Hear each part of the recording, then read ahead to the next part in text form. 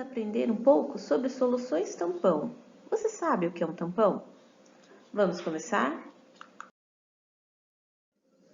O conceito de ação tamponante surgiu quando se estudava diversos aspectos da pesquisa biológica, onde nos processos bioquímicos percebia-se a necessidade de um rígido controle de pH, como, por exemplo, em estudos de atividade catalítica de enzimas, observou-se sua sensível variação em função das mudanças de pH.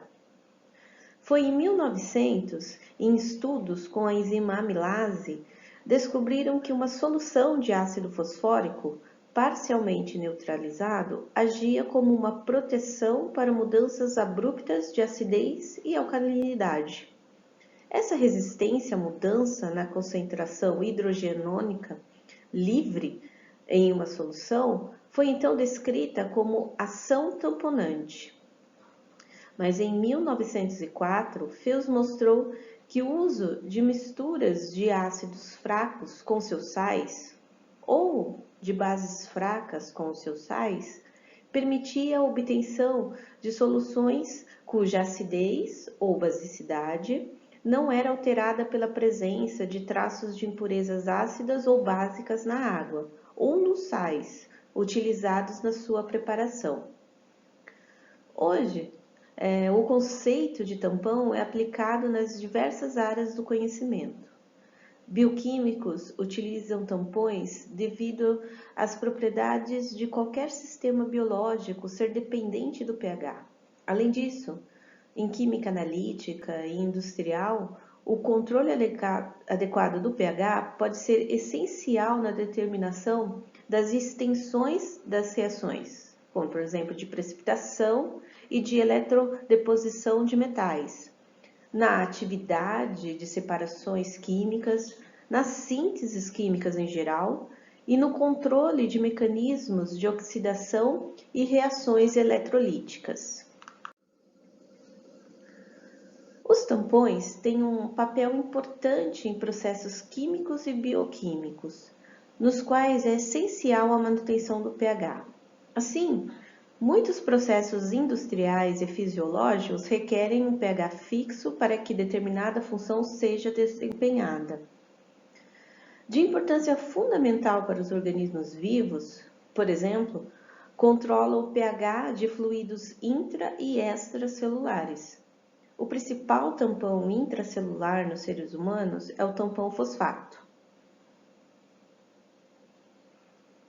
Também os fosfatos orgânicos, como a glicose 6-fosfato e o ATP, também contribuem para a sua capacidade tamponante. Vamos ver alguns exemplos importantes da presença de sistemas tamponados. Já sabemos que quase todos os processos biológicos são dependentes do pH. Um exemplo é o pH do sangue dos mamíferos. Em condições normais, o pH é mantido entre 7,35 e 7,45, devido a uma série de mecanismos complexos que compreendem a produção, tamponamento e eliminação dos ácidos pelo corpo. Um importante papel neste equilíbrio é desempenhado por sistemas inorgânicos, tais como o equilíbrio que envolve o dihidrogênio fosfato e o ácido carbônico, por exemplo, além de outros grupos orgânicos ácidos e básicos, principalmente de proteínas. Uma diminuição do pH, que é conhecida como acidose, ou o aumento do pH, também chamado de alcalose, no sangue, pode ser até mesmo fatal. A acidose pode ser causada por diabetes graves e insuficiência renal, perda do bicarbonato por diarreia, hipoxia ou isquemia durante, por exemplo, exercício físico intenso. Uma compensação natural da acidose metabólica pelo corpo é o aumento da taxa de respiração, que fazendo com que o CO2 seja, portanto, expirado. Nos tecidos vivos das plantas também são tamponadas. O pH normal dos tecidos vegetais ele varia entre 4,04 e 6,2. Nesses tecidos, os principais tampões são fosfatos, carbonatos e ácidos orgânicos, como o málico, o cítrico, o oxálico, o tartárico e alguns aminoácidos. Na saliva, dentre os fluidos biológicos, a saliva também constitui uma solução tampão, com a função de neutralizar os ácidos presentes na boca, evitando, por exemplo, o desenvolvimento de bactérias que formam a placa bacteriana. O pH normal na saliva ele varia entre 6,4 e 6,9, no intervalo entre as refeições, e de 7 a 7,3 enquanto comemos. Agora, a capacidade tamponante em sistemas biogeoquímicos pode ser um fator decisivo em impactos ambientais. Um estudo interessante sobre o impacto da chuva ácida sobre os lagos revelou que lagos sobre áreas ricas em calcário são menos suscetíveis à acidificação devido à considerável capacidade tamponante das águas desses lagos. O carbonato de cálcio presente no solo dessas regiões reage com os íons hidrônio presentes na água, provenientes em grande parte da chuva ácida.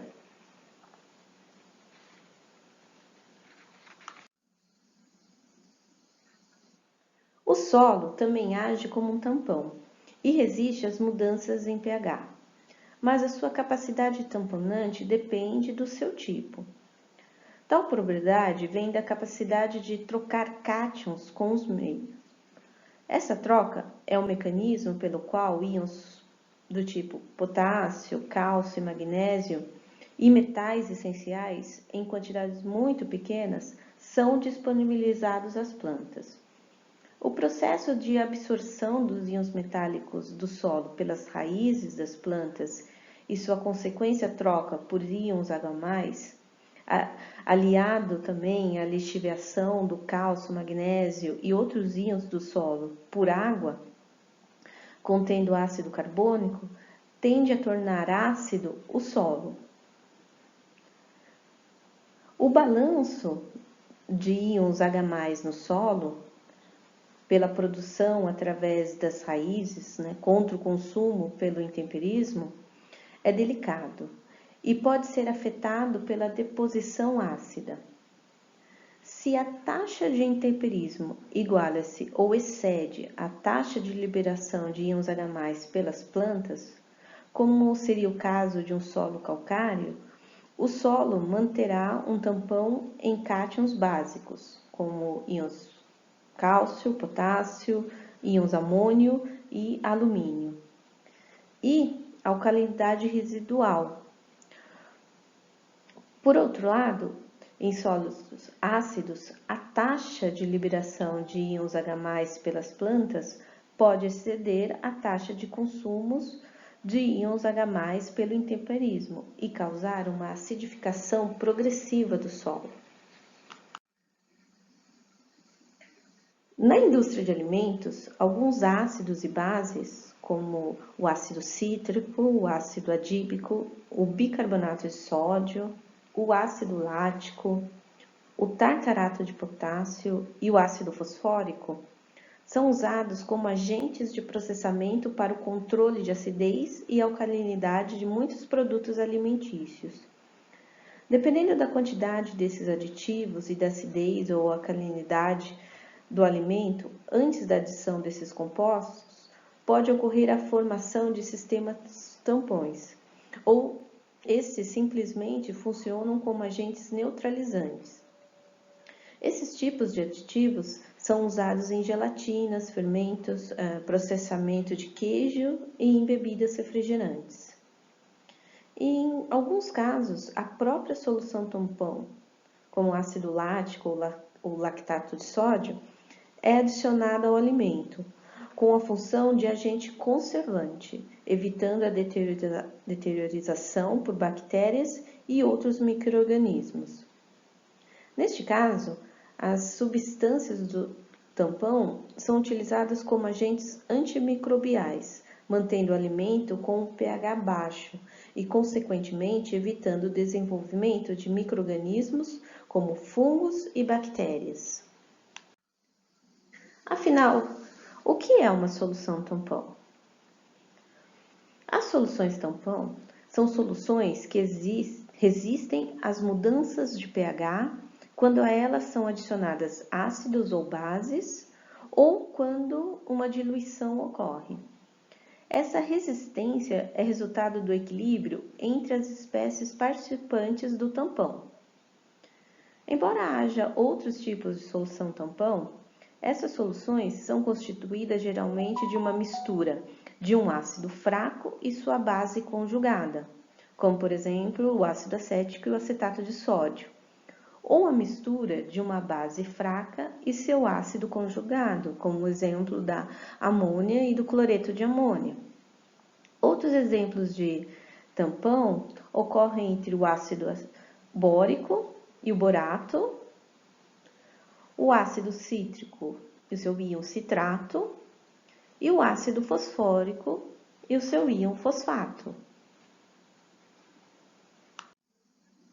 A capacidade tamponante de uma solução é tão ou mais importante do que o valor do pH que essa solução controla. Ela é qualitativamente a habilidade dessa solução de resistir a mudanças de pH frente a adições de um ácido ou de uma base. Ou seja, a capacidade tamponante é a indicação da quantidade de ácido ou base que pode ser adicionada antes do tampão perder sua habilidade de resistir à mudança de pH.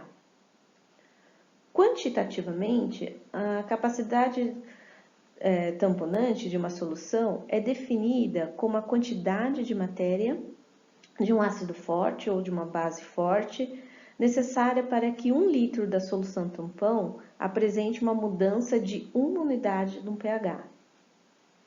Essa habilidade em evitar uma mudança significativa no pH é diretamente relacionada à concentração total das espécies no tampão, ácidas e básicas, assim como a razão entre elas. Portanto, ela depende da quantidade total do ácido conjugado e da base disponíveis. É verificado que um tampão é mais efetivo a mudanças no pH quando seu pH é igual ao valor do seu pKa, ou seja, quando as concentrações das espécies ácida e básica são iguais. A região do pH útil de um tampão é usualmente considerada como sendo de pH igual a pKa mais ou menos 1. Se uma solução tampão é diluída, ela terá uma baixa capacidade tamponante, quando comparada com o mesmo volume de outra solução tampão mais concentrada.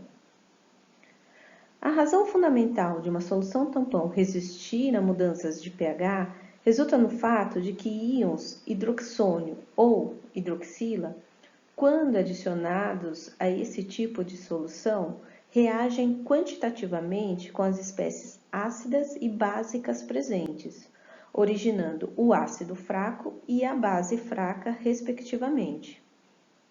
Intuitivamente, é fácil constatar que quanto maior a concentração das espécies no tampão, maior será a quantidade de íons hidroxônio ou íons hidroxila necessários para a conversão completa dessas espécies a ácidos fracos e bases fracas. Ao final dessa conversão, a razão entre a espécie predominante e a de menor quantidade no tampão torna-se elevada e a solução deixa de ser no tampão.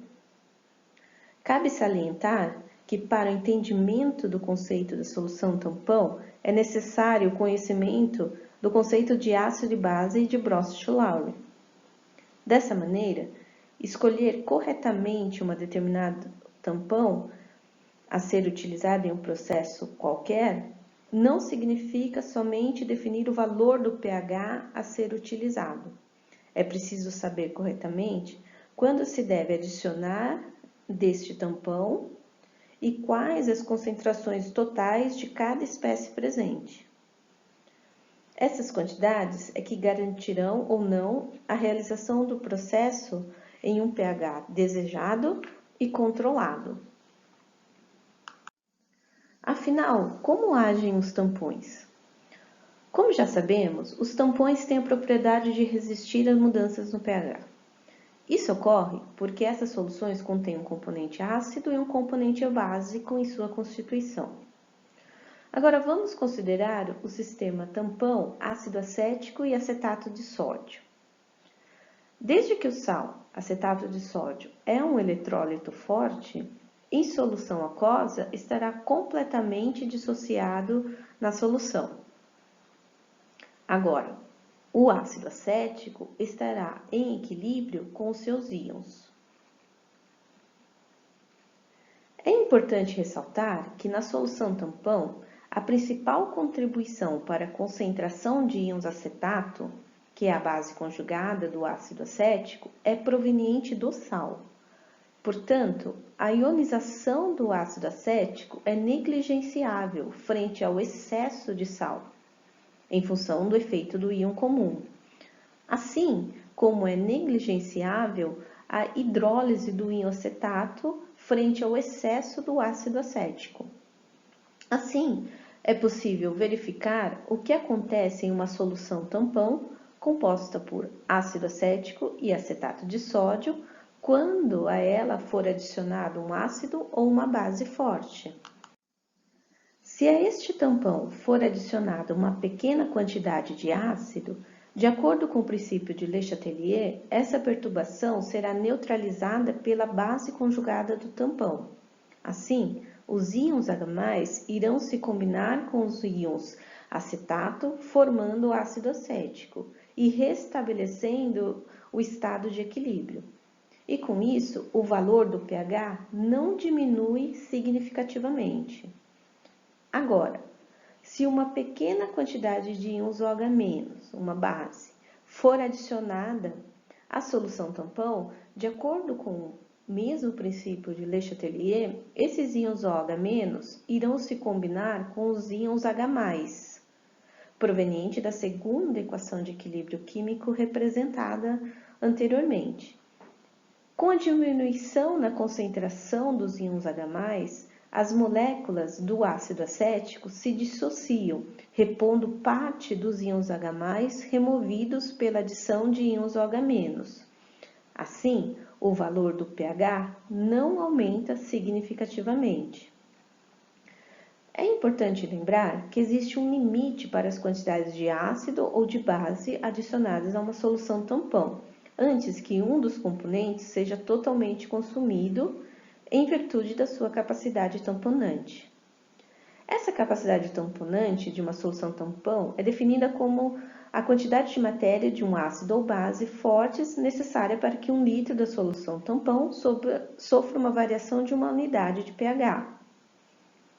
Então, os sistemas tampão são escolhidos de acordo com a faixa de pH que se deseja tamponar, utilizando a equação de Henderson-Hassenbalch, mostrada a seguir. Se, ao aumentar a concentração do sal em relação à do ácido, o tampão sofrerá um aumento no valor de pH e vice-versa. O mesmo raciocínio pode ser feito quando se prepara um tampão com pH acima de 7. Neste caso, geralmente, utiliza-se uma base e seu respectivo sal. Então, a equação torna a seguinte forma, mostrada a seguir.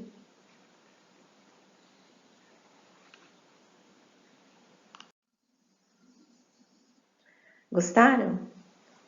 É isso aí, pessoal. Ficamos sabendo um pouco mais sobre os sistemas tamponados. Vejo vocês no próximo vídeo. Até lá!